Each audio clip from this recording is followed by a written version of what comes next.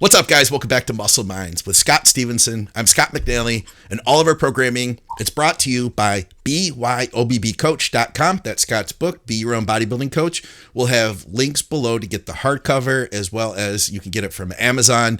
You can get it from Scott's website, too. There'll be a link to that if you want to get the ebook. We're brought to you by TrueNutrition.com. Use our code THINK over there for additional savings. We're going to jump straight into a Q&A. And we've got a few things planned for you guys. It's going to be a fun day. Scott, we talked a little bit about this one to start out with before the show.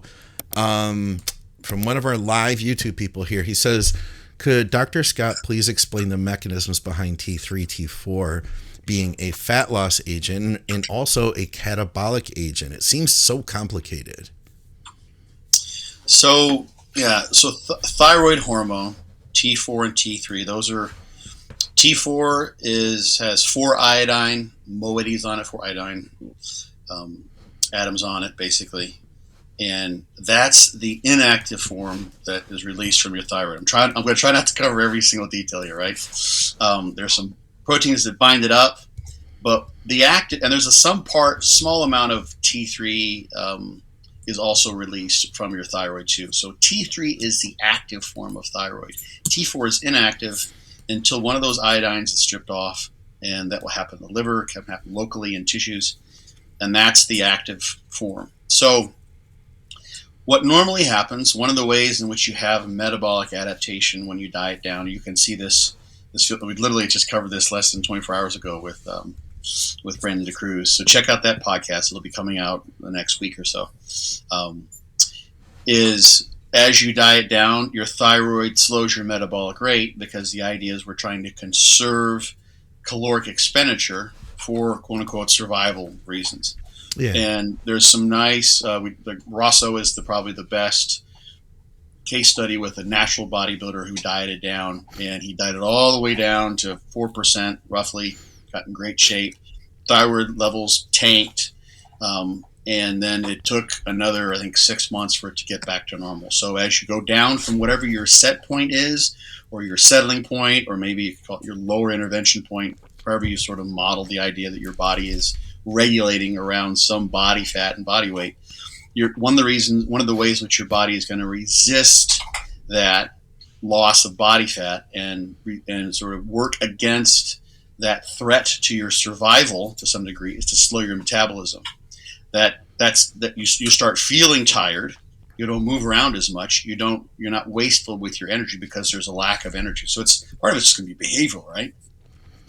And it's also slowing your fat loss to some degree to match those things. So people use then thyroid hormone, I'm just talking about generally now, T4 or T3, to counteract that. So if you start off 15%, that's normally where you stay. You get down to 12% and then 10 and then 8%, your thyroid levels are going to drop. What that means is your metabolic rate's going to drop. So if you're trying to create continuously a caloric deficit, all other things being equal, just because of that reduction in your thyroid hormone, that caloric deficit is going to be less and less. So as your calories go down, and this is actually one reason. There are others, NEAT, non-exercise activity thermogenesis being a big one, but this is one thermogenic effect of eating, blah, blah, blah. But this is one reason why you can't just start off, let's say, at whatever is your caloric expenditure equilibrium point. So you have caloric balance, and just say, okay, I'm going to just take 500 calories off of that. And as long as I start off at 3,000 calories a day and I go down to 2,500, I just stay there, and eventually I'll hit 4%. In fact, I could just keep going, and eventually I'll hit 1% body fat. No, it doesn't work that way. Or like Ronnie, -3. Right. Which he probably was told, right? Yeah. I have a DEXA scan. We talked about this. I have a DEXA scan that had me at a -% body fat in my what they call, I think, the thorax, or whatever the term was for the abdominal region. And that's just because I was so lean there, and their algorithms, this is, back in the 90s, the algorithms weren't produced with people who were that lean. This was a couple of weeks after my very first show. We did a whole show on that. I was just bringing that back up. Yeah. Anyway, just joking. So in order to maintain your metabolic rate, then people use thyroid hormone. If you use T3, basically you're pressing on the accelerator for your metabolic rate. And thyroid, generally speaking, it's going to increase your metabolic rate or your metabolism. So your substrate turnover, your protein synthesis and degradation, everything's going to be hurried. Everything's going to be accelerated. Yeah. If you've used too much, you notice that too. You'll see that. Your heart rate will go up. That's one form of caloric expenditure. People have difficulty sleeping, et cetera, et cetera. So the idea would be when dieting down to maintain that metabolic rate so that you don't have to drop your calories so low in order to create the deficit needed to drop fat. So in a way, it makes dieting easier. If you use T3, that's the active form. That's simple. Your body is basically, once you're to the T3, that form of thyroid hormone, it's going to do what it's going to do. There's going to be some potential for binding proteins, maybe to bind that up, but you're basically driving your metabolic rate. And if you use too much, you're driving lipolysis, but you're also driving your protein turnover too.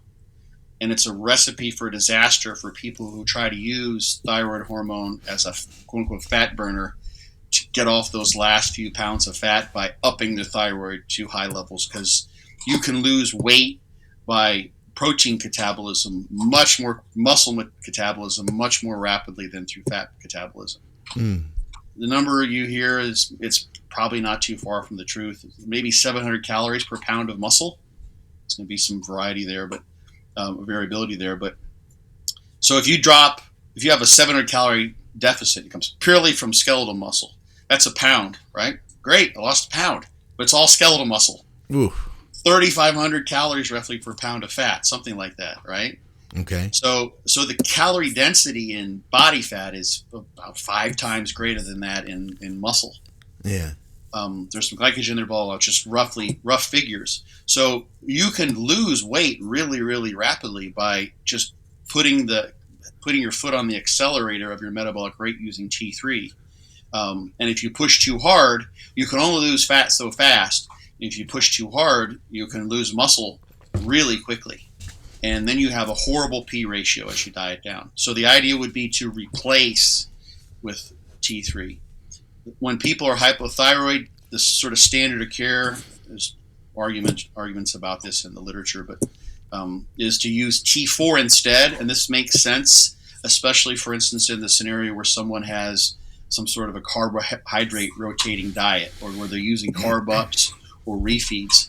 Because if you put T4 in, then you're basically supplying the T4 that wouldn't be being produced by your thyroid. So you're basically replacing the thyroid stimulating hormone stimulus for releasing thyroid. And now the T4 is available there. And it still has to be converted to T3. And your body's going to do that to some degree based on need. There's still going to be some regulation there. But the nice thing is that it does give your body some say-so as to how much metabolism is sped up. Yeah. So, for instance, carbohydrate, if you can put someone, talk about this with Brandon, you can put someone on a eucaloric diet, so there's no deficit there, and just drop their carbohydrates, and their thyroid hormone will go down. So carbohydrates are very important for this. So let's say you have someone who is rotating their carbohydrates, and some of that is for preservation of muscle loss, because insulin also goes down when carbohydrate goes down. There's a whole other tangent about maybe that's even advantageous in a ketogenic diet. But let's say you have someone who uses T3. So you're not feeding the system and letting your body make its own decisions. You're just putting the hammer down with the T3. And they have 2 no-carb days in a row. Normally when thyroid levels, T4 to T3 conversion will go down. Now you've got the T3 in there, and they're sort of quasi-hyperthyroid on those days. Yeah. Because the T3 levels are higher than they would be because the carbohydrate's low. That's a potential muscle loss scenario. And then on the days they might carb up or have a higher carb day after that, that might not be so bad to have the T3 in there.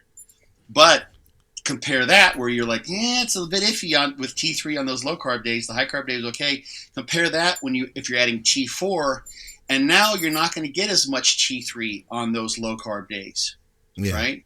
And when you add the carbs on the other day, now you're going to have more T4 to T3 conversion. And that's good. That actually could protect against, which is very highly unlikely, that could protect against de novo lipogenesis, because your metabolism will be a bit faster. And people who have used T4 will sometimes even notice that their heart rate, body temperature will accelerate relative to how much carbohydrate they've taken in. So T4 gives your body the choice as to how much thyroid, active thyroid, is there. T3 does not. You've got a shorter half-life with T3, so you could maybe change the levels depending on your carbohydrate and your deficit, so you don't turn on metabolism so fast on the lower carb days. But then you're juggling a bunch of stuff. One of the common questions we get asked by you guys is, what would you do differently with your bodybuilding if you could go back in time?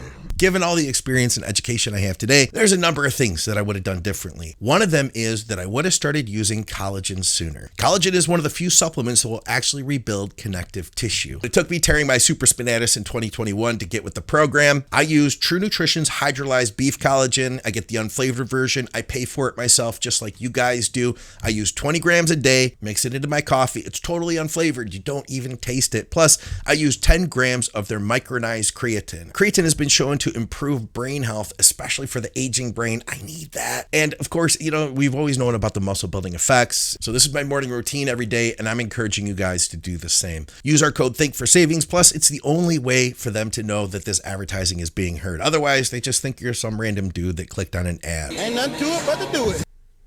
So that's the fat loss side of things. The muscle, I think the other part of the question was gaining muscle. Saying it being also catabolic. Okay, so I covered that already. Yeah, so it just turns on everything. So if you're in a potential muscle loss situation, which dieting down is, right? You got to watch out for that. If your training isn't in place, your deficit's too big, adding thyroid is fuel to the fire for muscle loss, potentially, if it's too much.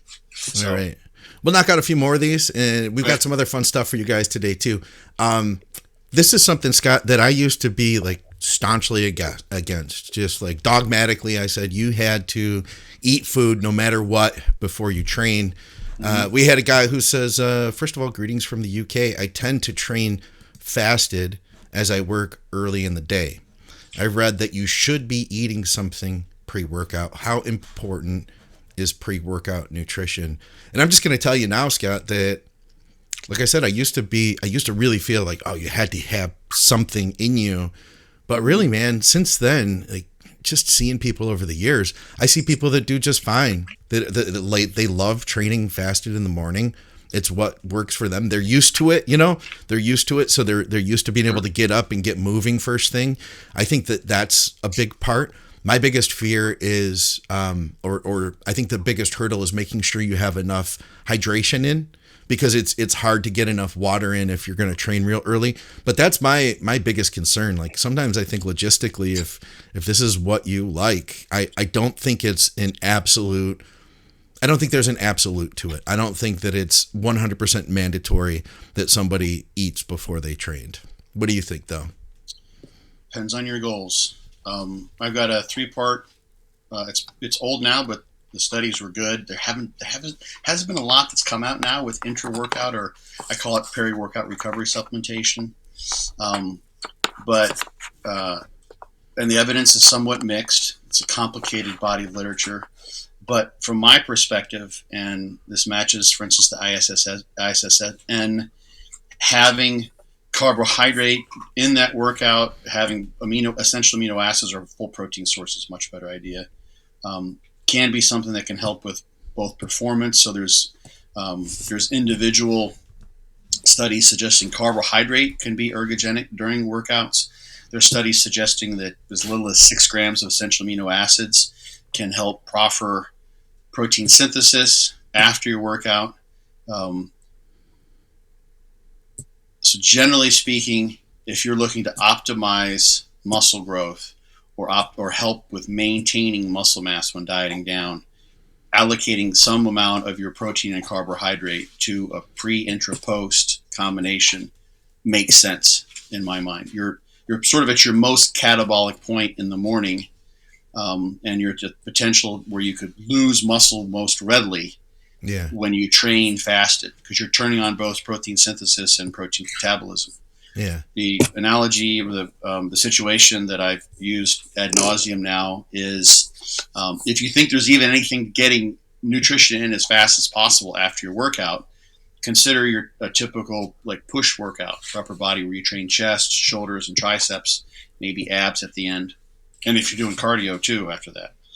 And you train chest at 8 o'clock or 7 o'clock, you're done at 7:30. Then you do shoulders, that goes until 7:50. Then you do triceps, goes until 8 o'clock. Then you do abs, and you finally get some food in at 8:30. And then there's some gastric delay. So before you're starting to have an elevation of those nutrients in your bloodstream, the insulin, et cetera, it's an hour to 45 minutes after, or it's an hour at least after you train chest.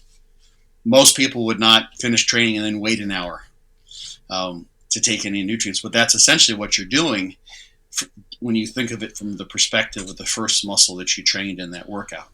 Yeah. So people who have used, I've heard this time and time again. Sure, I mean, I've trained fasted thousands of times. Yeah. I've done it. I have no problem. Like some people, like, oh, I have to have 3. I've only got 2 meals in me, and my training performance is going to go down. So that's, of course, psychological. Some people, there without a doubt, there's an ergogenic effect. There's something psychological going on with having the food in their system during the workout or taking that in. There's even studies that using non-caloric mouth rinsing with the carbohydrate solution that suggests ergogenesis as a possibility. Just washing their mouth, not swallowing. There's no glucose coming in. Yeah. Just having a sweet sensation can have an ergogenic effect. That the body is registering energy availability, and that's helping with work output, at least with endurance events. Interesting. So there's something to say for that. And when people have been using it intra-workout and then they go and travel, which is the most likely scenario where this would happen, and like, shit, I didn't pack I didn't bring my 14 jugs of stuff I used to make my intra-workout concoction. Their training suffers acutely, for sure. Yeah. So if you're dieting, for years and years, the intra-workout is the last calorie protein source that I would take out, at least completely. Sometimes you're just like, okay, I started off and I was doing 1,000 calorie peri-workout shake, which some people do. I've gone up to 2,000. I've talked about this before. That was just to see if I could do it. Mainly, don't have to do that. That's what I was doing, 6,000 calories a day, right? So, yeah. But let's say you've got days where you're even a bigger guy. You may have to drop down to 1,500 calories. You're not going to still have 1,000 calories in your intra-workout. You don't need to do that much. But you might want to keep 250 or even 500 in there, and then have 1,000 calories in the other meals dispersed throughout the day. But your potential for muscle loss is simply kind of at its highest when you enter into a workout in an inherently catabolic state, because you're postprandial, you haven't eaten anything for a while, and then you turn on protein degradation just by nature of the workout itself, and you don't combat that with protein synthesis stimulating amino acids, with the building blocks, with the hormonal environment that comes with taking an intra-workout in. So it's a small thing, but muscle loss or muscle gain is a very slow process in either direction, hopefully, at least in the negative direction. So I find that that's an important. Some people can read that 3-part review. The opinions are somewhat mixed depending on who you ask as to what's most important, but protein for sure. The thing is, if you want to just like, I don't know, or you're worried about not being able to lose because you've got calories that you need to cut somewhere when you're dieting down, there's some studies that show that more protein can actually facilitate greater fat loss. And there's basically Zippo evidence that taking in extra protein, even in a caloric surplus, means more fat gain. It's just protein just can only help with staving off muscle loss, and it doesn't increase the risk of fat gain. And you're not gonna, if you take in an extra 50 grams of whey protein isolate during your workout, that's not going to be the reason why you don't get in shape. if anything, it could help. Yeah. Yeah. I bet with this guy, it's just like, hey, off season, on season, he's just like, I like to train first thing in the morning, and I don't feel like eating anything beforehand. Is that bad? You know, so more power to you. Skip talked about he trained for a long time, fasted, and he was the first person when he talked about doing it. I started thinking, well, okay, so if Skip did this and it worked out okay for him, maybe I'll give it a try. Meaning, like, I had clients that tell me, like, hey, this is my schedule. I don't have enough time. I'm already up at like 3:45 in order to get my workout in. I can't get up any earlier than that, you know? And then sometimes we're like, well, why don't you try a shake and some oats or something, you know? Yeah. And then they find like, oh, it just sits in my stomach. I prefer to be empty. And I just think that, if it's like at the end of the day, it's, to me, I used to feel like you had to written in stone, like everything is lost if you know what I mean? It was a very extreme black and white thought in my head that I could not imagine training or telling somebody to train without having had eaten something first, getting protein in there, getting maybe carbs as well, you know? Yeah. I mean, there's really nothing that's like, I mean, you need to train. I guess that you could say that's kind of black and white. If you don't resistance train, that's not going to help. You can't just eat like a bodybuilder and expect to look like one without training. But I've never, I can't remember hearing from someone who started religiously using an intra-workout who then didn't find that they noticed a difference in various ways. If they took it out and let it. That's not to mean that you can't train, that you can't make progress that way. There's just a small advantage to be had there. And those possibilities, I mean, like, if someone like, it doesn't matter when you get up. Like, you go to sleep at some point in time, you take a shower, you brush your teeth, those sorts of things. You make a protein shake. If you go into work, you got to bring clothes. If you work out anyway, you got to probably a second set of clothes. Most people do, I imagine. Just got a protein shake. If you throw a couple ice cubes in, it's a protein shake. It's simple. If you're going to drink something, you got a water bottle. Like, it's a very little hurdle to overcome to include a shake in there, really. And you can, in your stomach, this has been demonstrated at least with endurance athletes, your GI will adapt to consuming nutrients while you're exercising. So, I mean, I've had guys, people know this, I've mentioned so many times, but guys who are just using like dextrose and whey protein concentrate, that's all they could afford. Yeah. And it's like bloat city, but there is some adaptation that will happen. You don't have to do that. That was just the cheapest way. I don't know if you can hardly even get whey protein concentrate anymore because it's just such a poor it's seller. everywhere. It's everywhere. Oh, is it? So. Oh, yeah. Okay, everything's so expensive. Okay, yeah. Yeah. But so those things, it takes some time for sure. It's kind of like a ketogenic diet. You know, some people in a matter of 3 days, like, okay, I'm feeling good. I'm pissing Barney. I got, the purple keto sticks. I feel like, at least I've got ketonuria. This is good. And then some people are like, I went for 2 weeks and I didn't have anything. I didn't feel like it's in ketosis. It takes them a while.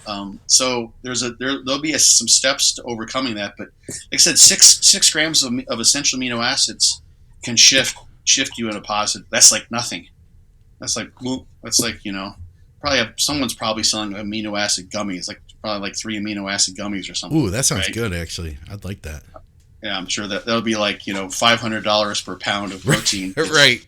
As amino acid gummies. But anyway, so yeah, it's something like try it out, give it a shot. That's the thing. Like, there's some people get advantages from different things and others don't. There's outliers in both directions.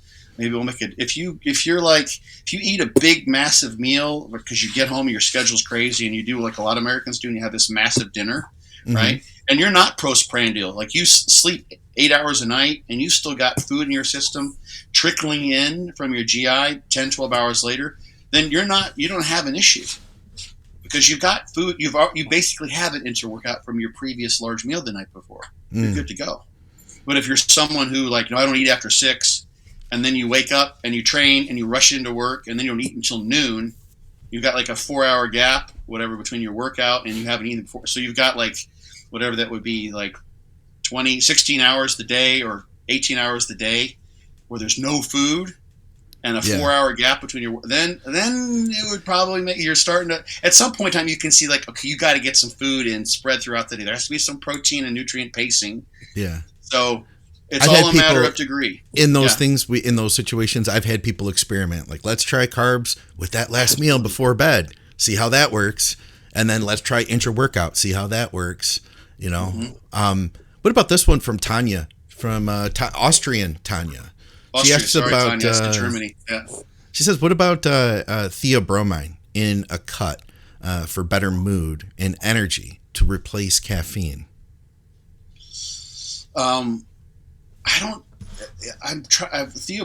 theophylline. There's not much out there. Like they underperform in terms of liberating fatty acids as far as being lipolytic. There's some variations in the liver enzymes that are involved with breaking down those xanthines, those methylxanthines. So some people prefer theobromine, like which you can find in tea. Theophylline you find in teas, various degrees depending on which tea you're talking about. There's thousands of different teas that are out there. And some people stack those in fat burning supplements too. I think theobromine, theophylline, they give sort of a more sort of steady high. So if you're someone who gets jittery and kind of overstimulated from caffeine, and a lot of the pre-workouts and a lot of the fat burners, they have so much damn caffeine in there, it's crazy. And some people can handle it because they get so habituated they can take in 400 milligrams of caffeine. But I don't, as far as combining that as for fat burning, caffeine probably is going to win out for most people, but for some people it could very possibly be a better choice, especially if your mental state is better. And that's a lot of what it is. I've always sort of thought to myself, and no one's going to do this study, but imagine two twins, and one of them doesn't get married and sort of lives the bodybuilding lifestyle and marries bodybuilding. I should say it's a guy, or it could be a woman. Either way, it doesn't make a difference. And the other does get married and still wants to do bodybuilding, and the one has just like this completely chaotic family life. Okay. It's sort of what they chose, but their partner isn't as supported, deadbeat dad or whatever it might be, and the kids are just maniacs, and it's just super stressful. And, so the mental state of those two individuals based on the rest of their life situation is just vastly different. If taking in caffeine means that you feel good and kind of manic for part of the day, and then you just crash in the afternoon, you're like nodding off at work, and you're like almost like semi-depressed, that's not a good mental state to be in. Whereas if you use theobromine, maybe for mental state, maybe even because of avoiding that crash, you don't get a cortisol release, you're not getting a sort of adrenal fatigued, so to speak. Yeah. That could be much better for I'm getting up, I'm moving, I'm productive. My afternoons are kind of slight. I don't feel like I gotta just want to nap more than anything else. I can't focus. That could be a much better solution for that person. It's just because it makes the prep easier. They're not going through all these highs and lows, and that's what people end up doing a lot of times with fat burners is they take a bunch of stimulants early in the day. And there was this cartoon from back at University of Texas called in the student newspaper called "Too Much Coffee Man." Right. Okay. And every single thing was the joke. Basically, every time was he woke up in the morning and he had his caffeine and he's like, "Today I'm going to cure cancer and I'm going to climb Mount Everest. And I'm going to do all this crazy stuff." And at the end of the day, you'd see him and he's like lying on his desk. He's like, "I hate my life. I hate my life. This sucks. I just want to go to bed." And there's something to say for that. So finding something that keeps you awake and moving around and improves your NEAT could be a much better solution than the lipolysis that might be advantageous in caffeine versus theobromine. So, personal thing, try it, swap it out. I don't remember the dosages typically, but go ahead. Sorry. Al Tyrosine. That was a supplement that I always loved when I was dieting. I felt like it gave me a little bit of a mental boost. Number one, and I felt like it also helped me to control my appetite as well. Just kind of took the edge off. So I kind of had a program I would do, and part of it was creating a ritual too. I would have a hot cup of green tea mid-afternoon, the point of time, when I would normally start to feel like I was like dragging butt. And I would take about like 1,000, maybe 2,000 milligrams of Al Tyrosine. So a good dose, powder from True Nutrition. And a whole spoonful. Yeah. I just dump it straight into the green tea after it cooled and mix that up and just sip it. Black, plain green tea, no milk in it or anything. And that combo, I began to look forward to it. And there was an element of creating that ritual that allowed me to consume something that had flavor, like a hot liquid. It's not going to take me off my diet, but it did create like a level of satisfaction getting to consume something when I'm putting a very real void in my body. You know what I mean? Like you're not eating, you have created a physical void, you've created a mental void too. Because there's something really emotional that we get, whether we want to think about it a lot or not, related to food. So it kind of gave me like a little patch. And I knew that like, okay, I'm not going to drink this and then feel like I just ate a cheeseburger or a cheat meal, but it's going to take the edge off a little bit, and it worked really well for me. But that was my go-to was Al Tyrosine. Yeah. That's a precursor for catecholamine reduction. So it can help for sure. And it's been demonstrated to increase the anorectic effect of ephedrine in animals. So there's something to say. It's funny. I'm going to tell you kind of a funny anecdote from it's from the 90s when I first started personal training. Okay. And I was working for a guy. He had his personal training. This is when I was in graduate school. So I just kind of came in and I think I trained like 5 hours a day, maybe before and after school and that sort of stuff before I started working in the lab. And he had a client. He was real strict with his diet, right? And the client wanted coffee in the morning. He's like, no, we're counting all the calories. It's like, I can't have coffee. He's like, well, there's calories in coffee. He's like, yeah, but it's like, no. He's like, what's coffee made from? It's like, beans. You think beans don't have calories? Right. Exactly my point. No coffee for you. Yeah. And that was what he'd tell his clients. So his clients were like, oh, fuck. So they'd be dieting down and they'd be going through, and coffee is so important. Like people talk about like, what are your 3 favorite things in life? And it's like, coffee's right up there. Coffee's number 1. Yeah. Right. Then and my then wife. my kids and my husband or whatever, it's like, but I just remember, it's made from beans. There's calories in them, our beans. Yeah. You can't have any coffee. There is some calories in coffee, but it's like nil, right? Same with tea. I mean, you could have eaten all the tea leaves and still you would have been fine. Yeah. So. All right. Cool. See what else we have here. Did you ever use or hear of anybody using Nolatil? I have never had any experience with it. I know that I think it was legal in Spain in the past. Don't quote me on that. Do you know much about it? We had somebody asking about using it going into a show. An experience with it before a show. Michael Devereaux asks pros and cons. Lots of people use that. Let me see if I can find the definition here so people can. Everything comes up in German. Yeah, my computer's set up in German. That's not going to help. Tanya will be with me. Yeah. Her and we had somebody else from Austria. I'm sure that they'll get it. David is with us.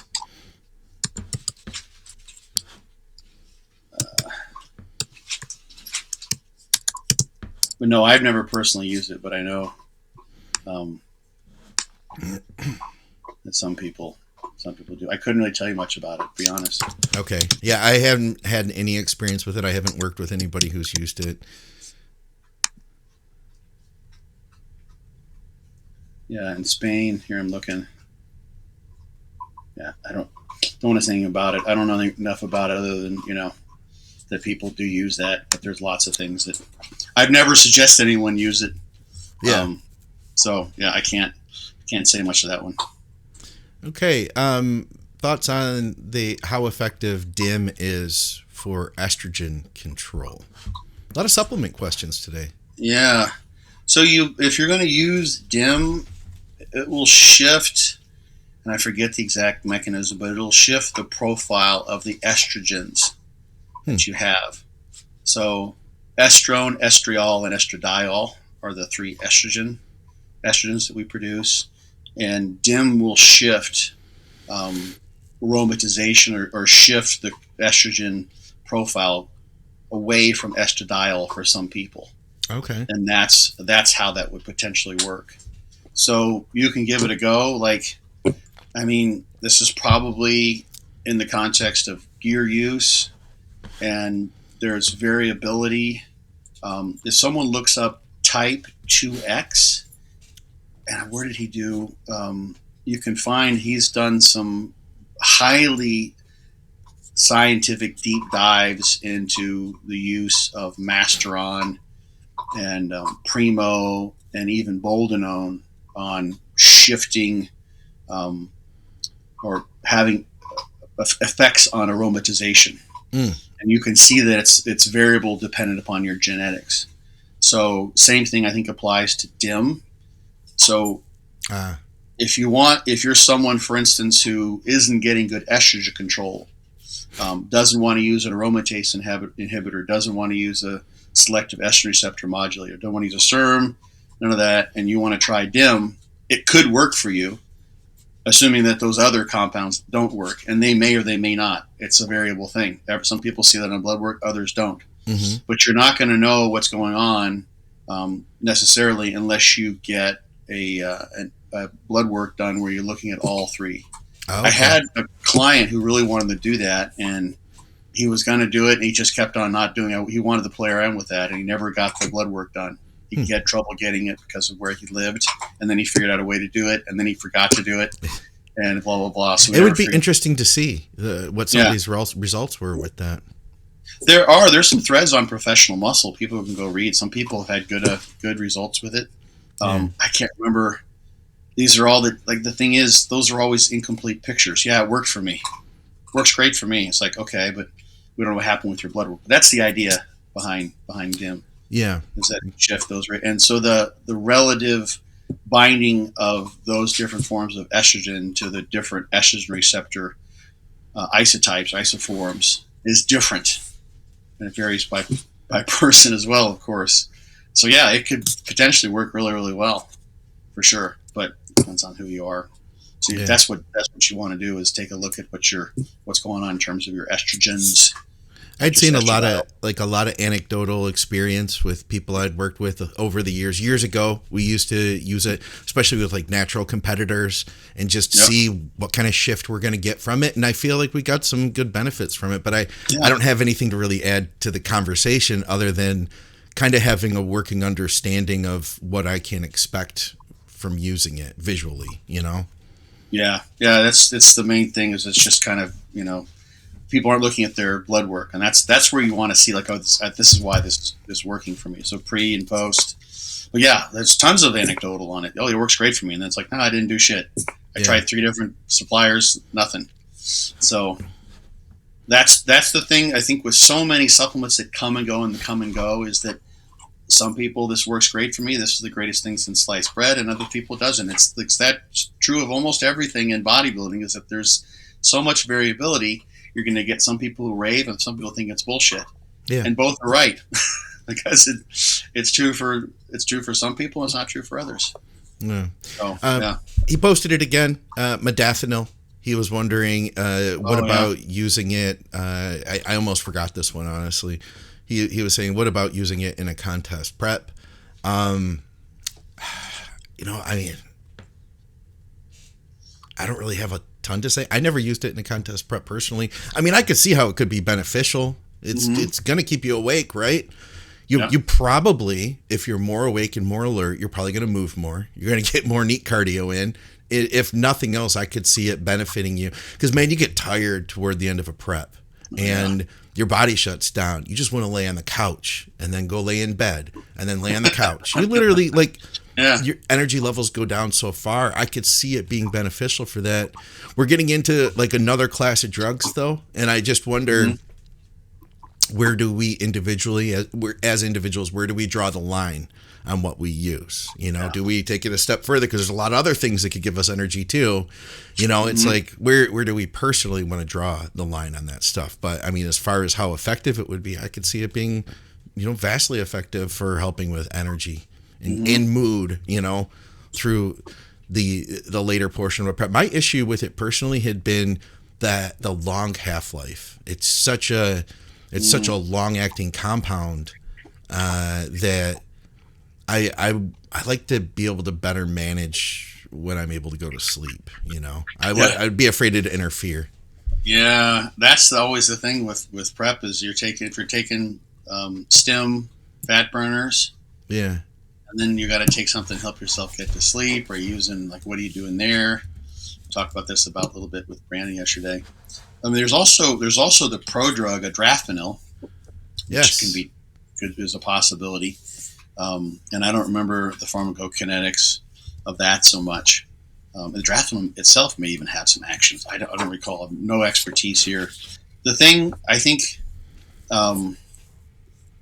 for someone who's, like, for instance, a high functioning executive or computer programmer, or they really need to be intellectually on it for their work, this makes sense to put this in so they keep their job, right? And they got to do what they got to do, and obviously consider timing with sleep. So I think there's probably some variability in how fast it's metabolized on an individual basis. As with caffeine, yesterday with Brandon, we talked about teacrine. Mm-hmm. We talked about euhimbine. I'm an outlier when it comes to teacrine. Stuff kept me awake I told you that story. I told the story here. It was terrible. I mean, I felt great because that's how it kind of makes you feel. Yeah. But I took it at like noon, and I didn't get to sleep until I didn't even sleep. I got to sleep at like 6 the next morning. Oh God, I was that's wide awake. Rough, man. I was just, okay, I'm going to do some stuff. I stayed productive. Like, eventually I got to get tired. Yeah. I wasn't tired at all. So you don't want that. Obviously is not something you can sustain for very long. But like a lot of this stuff, like add it in just when you need it. Would be my thought.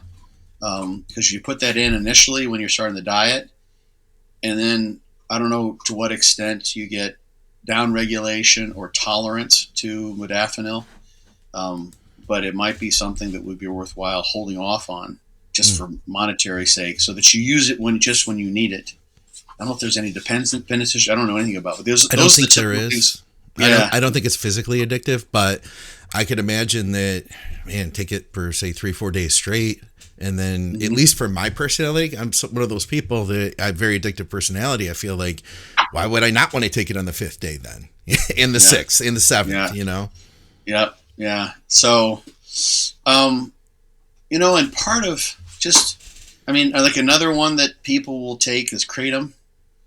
Some people do fine with that. Like, just take it, like, just for psychological issues, or the psychological, feel good on it, to relax, or whatever, however it works. And some people, it can be highly, highly addictive for some individuals.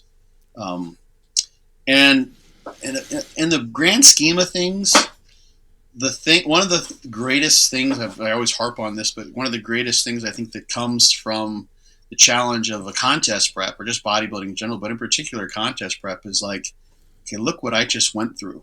Everything else gets easier, and you get to become more so the person who's behind the steering wheel of your mind, rather than being taken on a trip by your mind. Right? Yeah. So, realizing, like, okay, it's 4:00. I got an hour's worth of work to do. I'm not getting this done. Oh, just going to go to modafinil. I'll reach to, an outside crutch to make this happen. And it is kind of a crutch. You can think of it as, well, I'm being scientifically minded. I'm being the master of my neurobiology and my brain, et cetera, et cetera, et cetera. And you can do that with exogenous chemicals. You can do that with finding things extraneous to yourself. Just like you can take hallucinogens and you can create the same state that can also be created from meditation.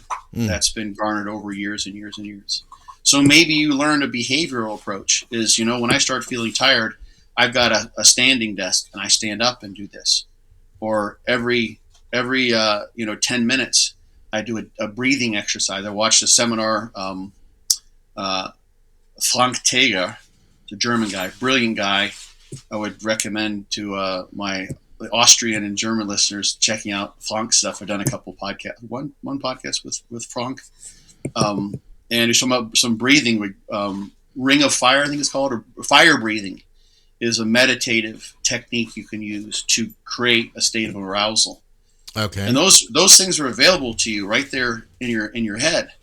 And I this is kind of the other way around, but I use this example too of how much your mind really affects your sense of what your physiology is. So imagine you're riding down the road, and you're kind of sleepy, and you're on a long stretch where there's not many exits, and the person who's driving says, "Hey," kind of taps you on the shoulder, says, "Hey, I got an exit coming up. It's the last exit for like 50 miles. Do you want to get anything? I'm going to pull over here. I just want to see if you need to go to the bathroom, get something to eat or whatever." Like, okay, yeah, cool. So wake me up when we're pulling over. You're like, "Oh yeah, I think I got to go to the bathroom." So you kind of go halfway, fall back asleep. For the next 10 minutes, just nothing. And then all of a sudden you notice the car veers off and you start to slow down, and you see the gas station. You're like, "Oh man, I got to pee." Okay, cool. Oh, this is good because I really kind of got to pee. And your driver pulls over to get the gas. He's pumping the gas, and you get out, and you're like, "Oh shit, I really got to pee now." And you walk in the door. You're like, "Where's the men's bathroom? Where's the bathroom?" Right? And by the time you get to the toilet, you're like, you're bouncing. You're doing the pee dance because you got to pee so bad, right? The reason in that very moment why you have to pee so bad is because of all the anticipation happening in your cognition. Whereas if instead of 10 minutes between when he tapped you on the shoulder and when you took the exit and all those things happened, it were 15 minutes. It wouldn't be like, you're 3 minutes before the exit, like, "Oh my God, you got to pull over right now because I got to pee." Yeah. No, those 5 minutes or those minutes, the urgency was completely because of what you saw happening around you, right? So that's true of so many things. Like sexual arousal is another one, right? If assuming everything's functioning, like you can become sexually aroused, like literally someone says the right thing to you, a partner says the right thing to you, like, "Bong chicka bow wow." Yeah. You could happen like, "Whoa, okay," or the other way around, right? Someone can say something that really is insulting, and you go from being sort of neutral to being highly pissed off, right? It's like, you just insulted you said something racist or something horrible, right? Yeah. It can completely turn your mental state around. So the same thing goes, I think, if you can learn how to tap into controlling your mental state. Meditation is one example I gave, or being aware of it and saying, "What do I have to do?" Then that's something you can take with you after the contest prep. Now, of course, you could take Modafinil after the contest prep too, if you wanted to, right? You can keep on doing that, but which is more valuable for your personal development? And this is sort of my big thing about coaching yourself and all this kind of stuff, is that if you can take those lessons that you learn in the prep and use them outside of the prep, I think that's an internal good reward that is much more valuable than what you get from using Modafinil, for instance. Not that it doesn't have its use, but that's the big picture view of things that I have. All right, let's wrap this thing up, guys. We appreciate everybody tuning in, and you can go to byobbcoach.com. You can reach out to find Scott's book there. You can also go to Amazon to get the hardcover, and we've got a link to get even a discount off that hardcover book, so I'll be sure to put that below. And, of course, TrueNutrition.com. Use our code THINK over there, especially if you're doing the Cybergenics plan. You're going to need a lot of extra protein, so get that from True Nutrition. Use our code THINK. And thank you to everybody from Patreon. Guys, everybody in the live stream, thanks for hanging with us for another episode of Muscle Minds with Scott Stevenson. We'll see you soon. Thanks a lot, Scott. Peace.